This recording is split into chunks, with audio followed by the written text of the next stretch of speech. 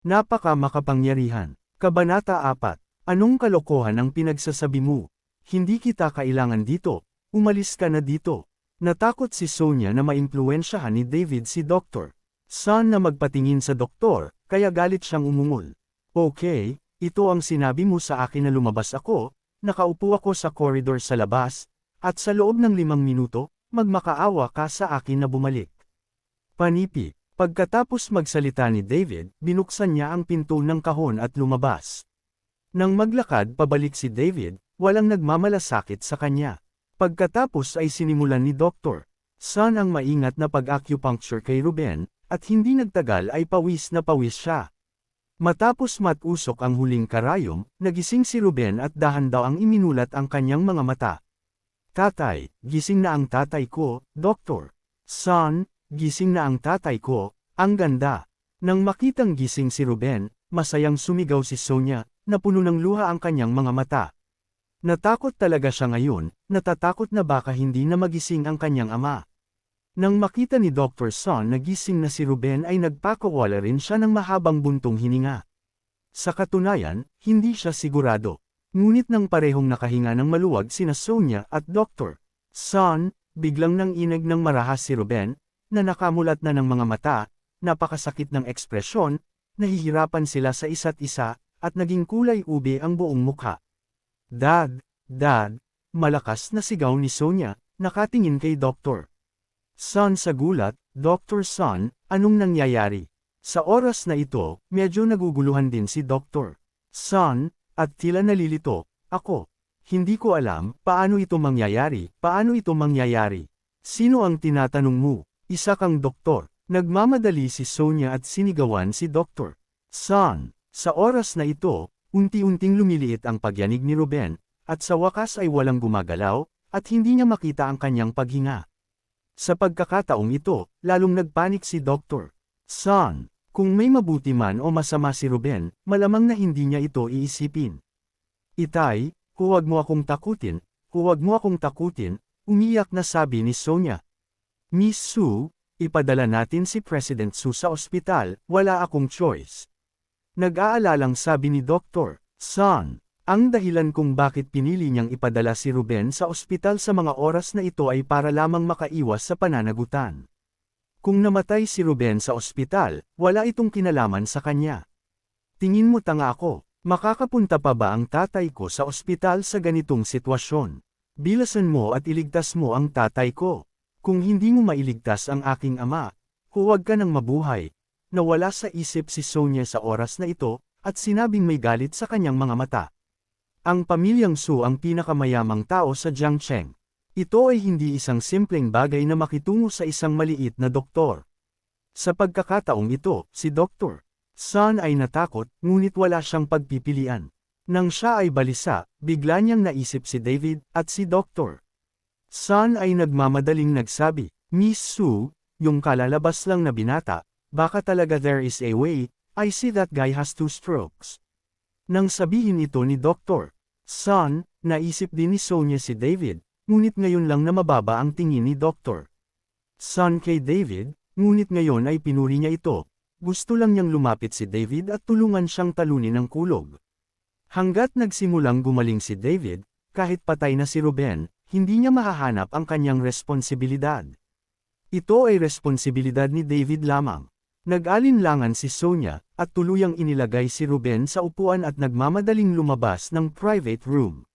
Sa oras na ito, nakaupo si David sa isang upuan sa koridor, at alam niyang tiyak na lalabas si Sonia para hanapin siya. Nang makitang hindi pa umaalis si David, nagmamadaling lumapit si Sonia, ngunit nang bubuksan na sana niya ang kanyang bibig, bigla niyang nalaman na hindi niya alam. Ang pangalan ni David. Pakiusap, iligtas mo ang aking ama. Mukhang nahihiya si Sonia at nagmamakaawa kay David. Dahan-daang itinaas ni David ang kanyang ulo upang tingnan si Sonia, ngunit hindi nang ahas si Sonia na tumingin ng diretso sa mga mata ni David. Pinagalitan niya si David ngayon, ngunit ngayon siya ay dumating upang magmakaawa kay David. Naniniwala ka na kaya kong iligtas ang iyong ama na hindi ako sinungaling? Tanong ni David. Hindi nagsalita si Sonia, hindi niya alam kung paano sisigot, dahil sa mga sandaling ito ay hindi lubos na nagtiwala si Sonia kay David, hindi niya lang ginawa, isa lang siyang patay na kabayo bilang isang buhay na doktor ng kabayo. Sa pagtingin sa hitsura ni Sonia, ngumiti si David, at sa halip na mapahiya siya, tumayo siya at naglakad patungo sa pribadong silid. Nagmamadaling sumunod si Sonia sa likod, habang pawis na pawis ang Dr. Son na iyon at balisang naglalakad sa private room. Nang makita si David na dumarating, si Dr. Son ay tila nakakita ng isang tagapagligtas. Gamutin man ni David si Ruben o hindi, basta kumilos si David, mapapalaya ang sarili niyang responsibilidad. Kuya, kasalanan ko ngayon, pakiligtas si President Sudali. Ibinaba din ni Dr. Son ang kanyang halaga at nakiusap kay David na sabihin. Kung ikukumpara sa kanyang sariling halaga at buhay, ang pagsasabi ng ilang magagandang bagay ay wala. Sinulyapan ni David si Ruben at mahinang bumantong hininga, mukhang lumalaban lang ako. Pagkatapos magsalita ni David, tumingin siya kay Dr. Son at nagtanong, mayroon ka pa bang mga pilak na karayom? Oo, sa kabinet ng gamot. Nagmamadaling kinuha ni Dr. Son ang isang pakete ng mga pilak na karayom at iniabot kay David. Hindi sapat. Umiling si David. Hindi sapat. Natigilan si Dr. Son, mayroong higit sa 30 pilak na karayom sa paketeng ito, hindi pa ba sapat? Sa acupuncture at moxibustion, medyo kapansin-pansin na makapag-apply ng 12 karayom. Maging ang presidente ng Chinese Medicine Association, na kilala bilang isang henyong doktor, ay maaari lamang maglapat ng higit sa 20 karayom. Higit sa 30 pilak na karayom ay sapat na. Hindi sapat, kailangan ko ng maraming pilak na karayom. Sabi ni David. Magkano? Maingat na tanong ni Dr. Son. 9981. Nang bumagsak ang boses ni David, natigilan si Dr. Son, at natigilan ang buong tao. Pagkaraan ng ilang sandali, ang mga mata ni Dr. Son ay nagpakita ng isang pahiwatig ng gulat, ngunit hindi siya nagsalita ng anuman, at inilabas ang lahat ng mga pilak na karayom mula sa kahon ng gamot. Kinuha ni David ang pilak na karayom at inilagay ang katawan ni Ruben sa lupa. Pagkatapos ay ikinaway niya ang kanyang mga kamay, at ang pilak na karayom ay patuloy na tumutusok sa katawan ni Ruben. Nagsimulang pawisan ang noo ni David, at ang buong tao ay mukhang pagod na pagod, at ang kanyang damit ay basang-basa.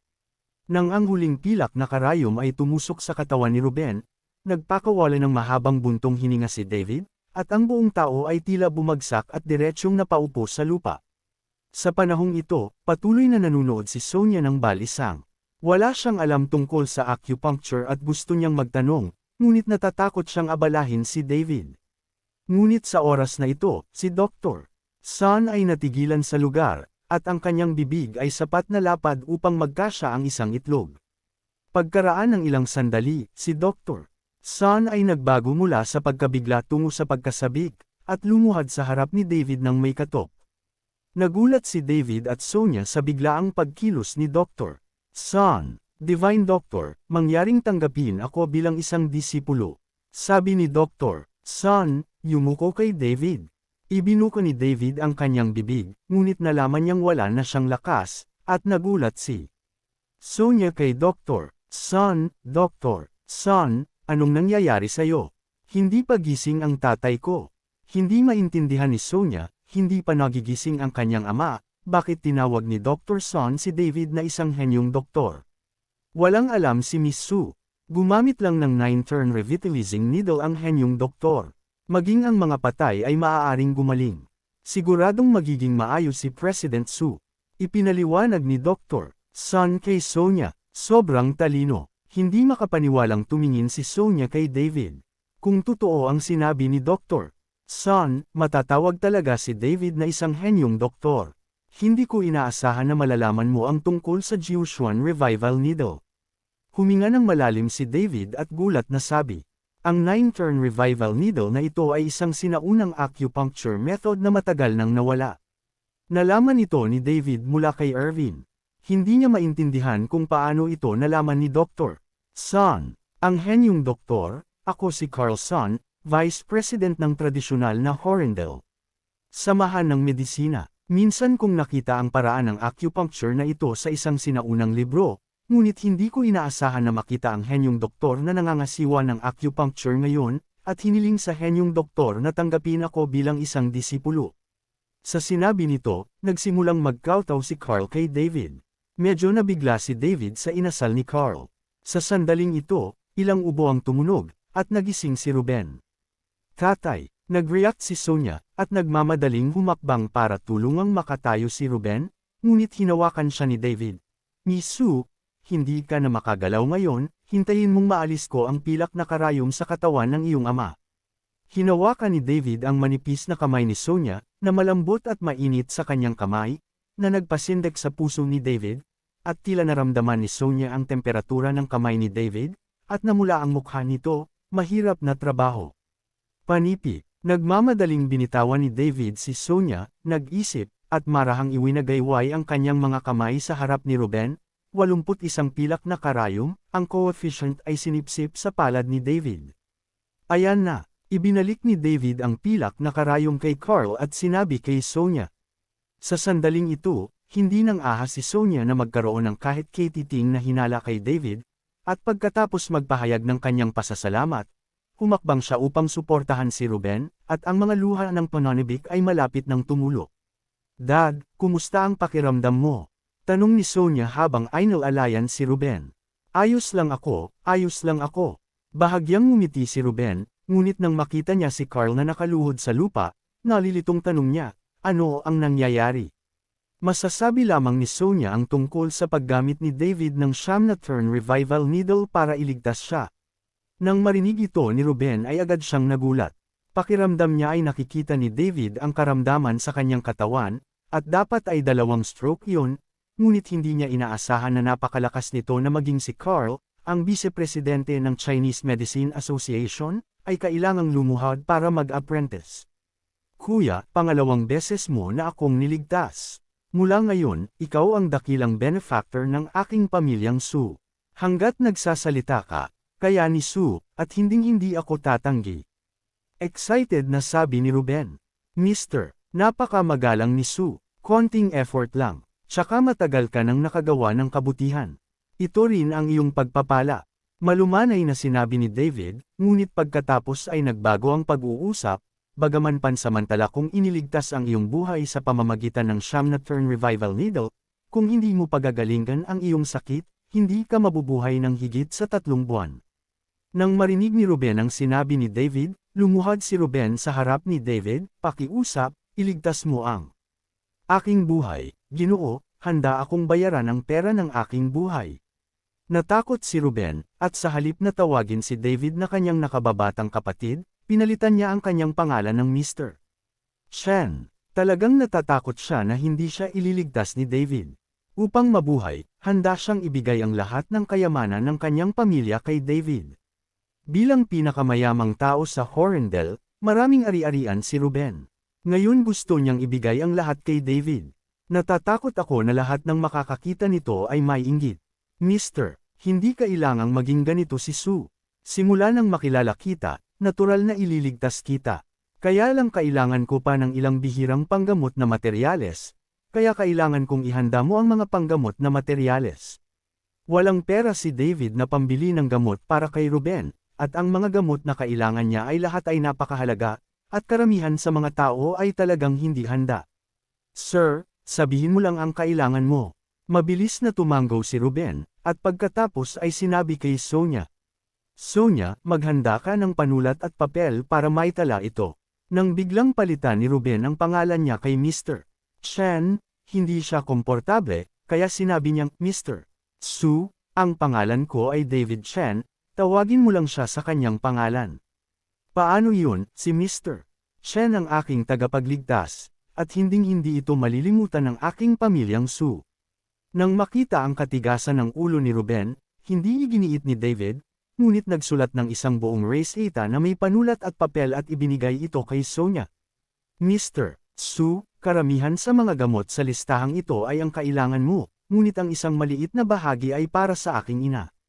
Bulag ang nanay ko, kung gusto mo itong gamutin, kailangan mo rin ng mga gamot. Sinundan ni David si Ruben ng totoo. Ang ina ni David, ang sakit sa mata ni Barbara, ay nabulag dahil sa sobrang tagal ng pag-iyak niya. Hindi mahirap para kay David na gamutin ito. Kaya lang sa kasalukuyan niyang kakayahan, mahirap pa ring maghanda ng mga gamot para sa panggagamot, kaya iniling na lang niya sa pamilyang Su na maghanda ng magkasama. Ngunit may dalawang bagay, nag-aalala si David na hindi sila mahahanap ng pamilyang Su. Isa na rito ang isang brush na may tiyak na espiritualidad, tulad ng mga ginamit ng mga manunulat sa mahabang panahon, na may espiritualidad. O isang brush na gawa sa espiritual na buhok ng hayop ay maaari ding gamitin, ang mga espiritual na brush na ito ay isa lamang sa kanila. Kinakailangan din na gumamit ng cinnabar.